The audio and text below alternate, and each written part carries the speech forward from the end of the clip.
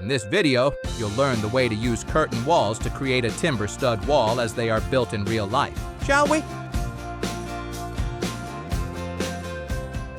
Okay, to create these stud walls, first I'm going to select all the masonry walls in the view, and I'm going to use this section box tool so it only covers the walls. I can still see part of the trusses, so I'm going to move the top side a little bit lower so they disappear for clarity.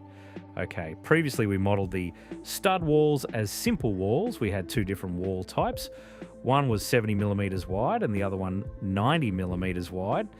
We don't need those anymore, so I'm going to delete them and start creating the stud walls using curtain walls instead. Let's go to the working plan, which is the one where we have the architectural DWG file loaded. Okay, so let's start with the wall.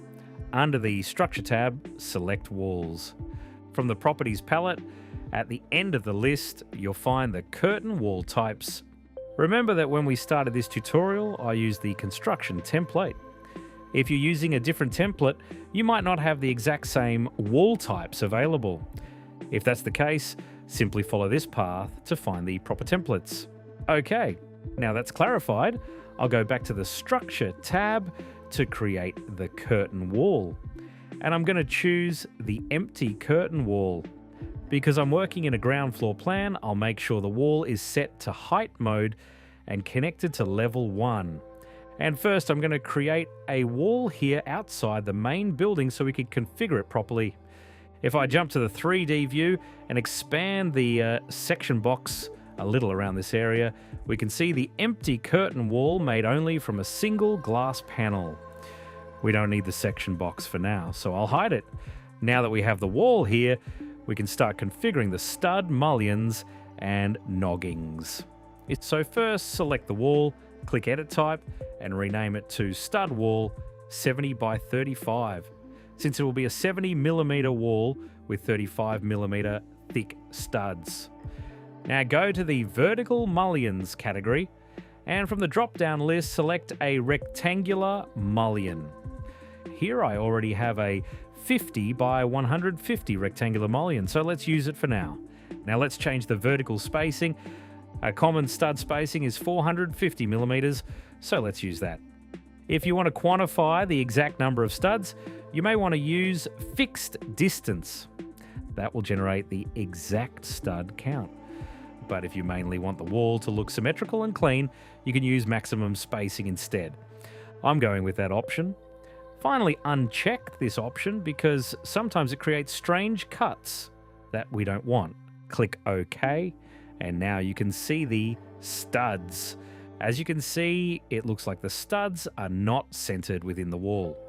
But if we go back to the plan view and hover over the wall, you can see this blue line indicating the center. So it's actually not the studs that are offset, but the glass panel. Don't worry about that because we'll remove the glass later anyway. Before that, let's configure the studs according to the wall size. So from the project browser, expand the Families category and find the Curtain Wall Mullions subcategory.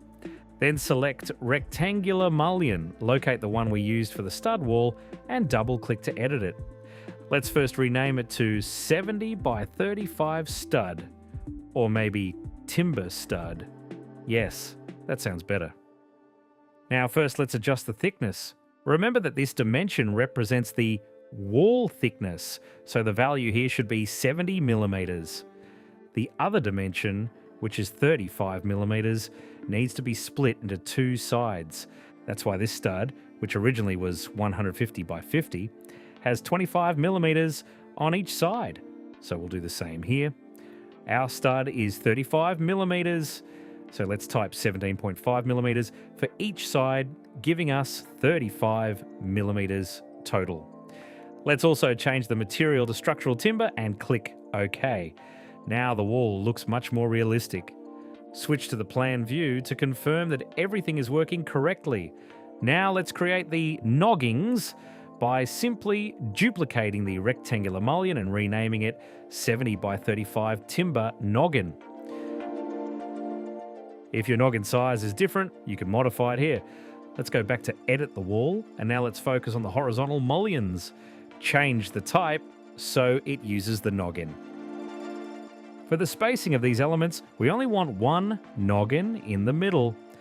The spacing should technically be half of the wall height, which would be 2,700 millimeters divided by 2.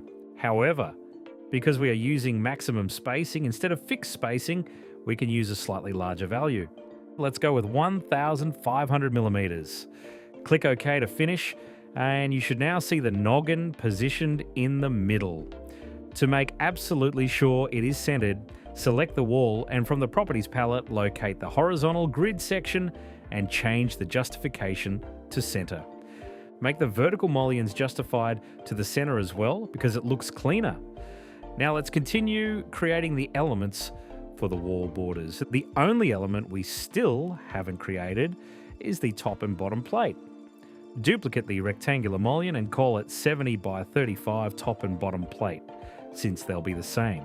Select Edit Type again, and first let's adjust the vertical borders.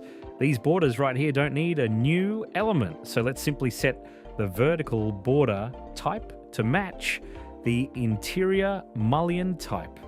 Click OK, and that part is now fine. For the horizontal borders, let's change them to use the top and bottom plates. Border 1 is the bottom, and border 2 is the top.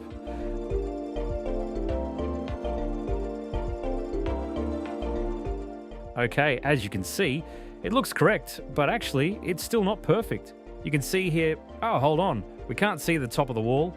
Let me first show hidden elements, select the section box, move the top upwards a little, and then stop showing hidden elements again. Yep, that's better. Now we can see that the studs are continuous while the top plate is split. That shouldn't happen. It should actually be the opposite. The noggings in the middle are correct because they are supposed to look exactly like that. So we only need to fix the top and bottom plates. To do that, select the wall again and go to Edit Type. At the top, under the Construction category, expand the Join Condition list. Here you can choose whether all vertical or all horizontal elements appear continuous. But you can also choose to make all borders continuous while keeping either vertical or horizontal mullions continuous as well. To achieve what we need here, select all borders and vertical mullions continuous. This way, the studs and top and bottom plates appear continuous, while the noggings remain split. Notice that in reality they are still individual elements. You're simply changing the visual appearance to make them look continuous. In some cases, the top plate is made from 2 timber members. You can also create a double element mullion for that. To do this, go to File and select Create New Family. Remember that if you don't see the family templates like this, just navigate to this file location and find them manually. Scroll down until you find the Metric or Imperial Profile Mullion template. First, create a simple rectangle. Then create the reference planes that will help us control the shape. Now create a linear dimension from this line to this line and another one between these two. Oh no, actually, I don't need this one. Instead, I'm going to create continuous linear dimensions here and activate the equidistant constraint. Now select the linear dimension and click this new parameter button to create a new parameter. Let's call it simply D for depth. On the opposite side, create 2 separate linear dimensions. Select both of them and create another parameter. Let's call this one B for base. Click OK. Then if you open the Family Types button, you can edit these parameters as needed. Let's make it 70 by 35 millimeters. Before accepting, click the New Type button at the top and let's name it 70 by 35 top and bottom plate. Next, click OK and you should end up with something like this. To work more comfortably, I'm going to deactivate thin lines and change the scale to 1 to 5. First, to avoid any malfunctionings later, always align and lock the lines to their corresponding reference planes. This middle one is the only line I'm not going to lock. Actually, I'm going to move it 0.5 millimeters to the left. If we zoom in closely and activate thin lines, you can see there's now a small separation. Now select the entire rectangle and apply a mirror, making sure the copy option is enabled. Again, align and lock the new lines except for the center one. The reason I'm doing this is because profile families only work when they are made from one single closed loop shape. At the moment, I have two separate closed loops, so I'm going to connect them in the middle to turn them into a single shape. To do that, just create a couple of connecting lines here and here. The spacing is not important though. Then cut the vertical lines using the split tool and use the trim tool to fix the connection. Now we have one single closed loop, or solid, that works correctly for this purpose. We haven't reached the 90mm stud wall yet, but I'm going to create it now, so we already have it prepared. Actually, instead of only one, I'm going to create 4 types, so they're ready for future projects, from 70 by 35 up to 90 by 45, adjusting the dimensions accordingly. Before loading this family into the project, let's save it into our family collection, so it's always available. I'll call it TB Plate Profile. Okay, now it's time to load it into the project.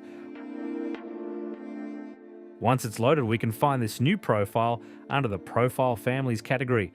Then, to apply this profile to the wall, let's go back to edit the rectangular mullions and duplicate one of the existing ones. Call it 70 by 35 top and bottom plate and double click to edit it. Under the profile section, select the 70 by 35 profile we just loaded. Keep the same material and click OK to finish. Next, edit the wall again and change the horizontal borders. Remember, border 1 is the bottom and border 2 is the top. So let's assign the new profile to both borders. Click OK, and now we can see the double plate modeled perfectly. Finally, we need to remove the glass panel in the middle. So far, the available options are glass or solid panels, and if you don't want either of them, go to the Insert tab and select Load Autodesk Family. Filter by Curtain Wall Panels and select the first one, which is the empty curtain panel. Click Load and wait for it to finish. Edit the wall again and change the panel type to the new empty panel. Click OK, and now the glass is finally gone.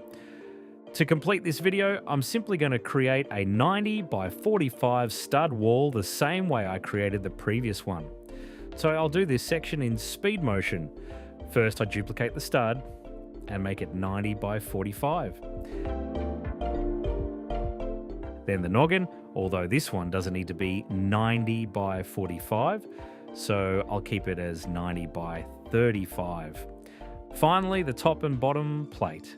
And actually here, I'm going to rename the top and bottom plate as double element instead. Finally, change the mullion type for the wall and click OK to finish. There we go. This would be the 90 by 45 stud wall. Oh wait, this top plate doesn't look correct. The mullion itself is correct, so I think I didn't assign it properly. Let me edit this. And yep, here's the issue. Okay, now the profile is correct and the wall looks right. So now both wall types are ready. In the next video, we'll continue with the stud walls to add door openings. That includes timber lintels and also add doors. See you in the next one.